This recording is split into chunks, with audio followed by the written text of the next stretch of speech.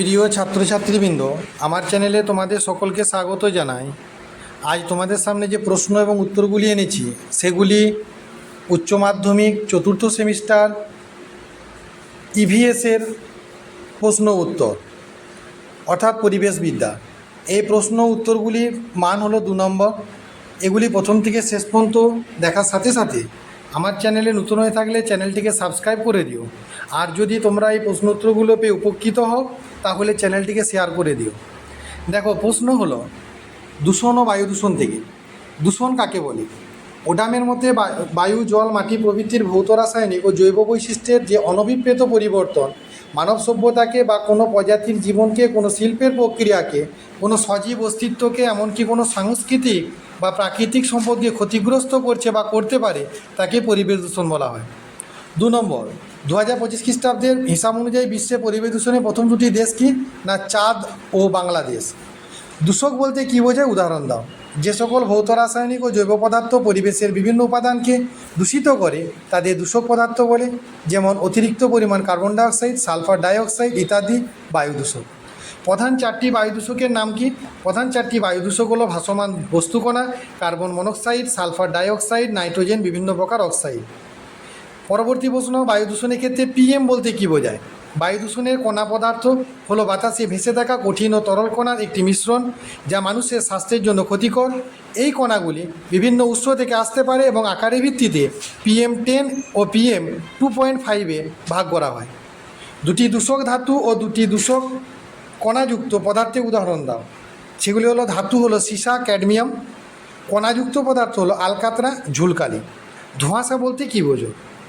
বাতাসে উপস্থিত নানা রকম রাসায়নিক পদার্থের বাষ্প, ধোঁয়া এবং কুয়াশা একসঙ্গে মিশে ভারী ও কালো হয়ে ভূপৃষ্ঠের কাছাকাছি বায়ুমণ্ডলে অবস্থান করে, একে ধোঁয়াশা বলে। অতএব ধোঁয়াশা হলো ধোঁয়া ও কুয়াশার মিশ্রণ। আলোক রাসায়নিক ধোঁয়াশা কী? উদাহরণ দাও।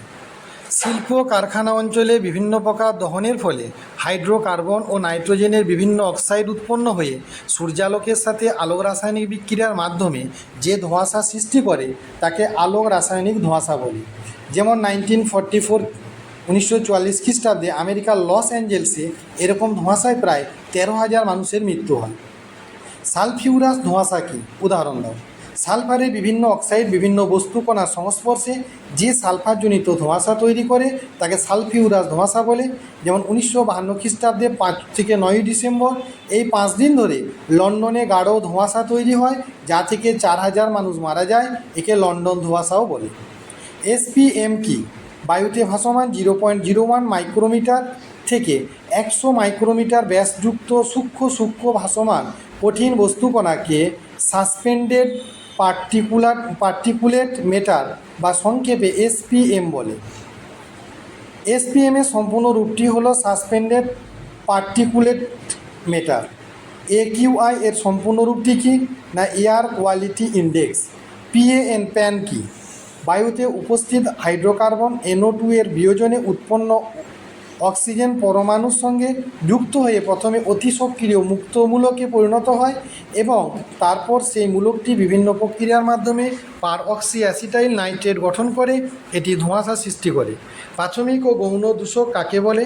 যেসব দূষক উৎস থেকে সরাসরি বায়ুতে নির্গত হয় তাদের প্রাথমিক বায়ু দূষক বলে। যেমন ছাই।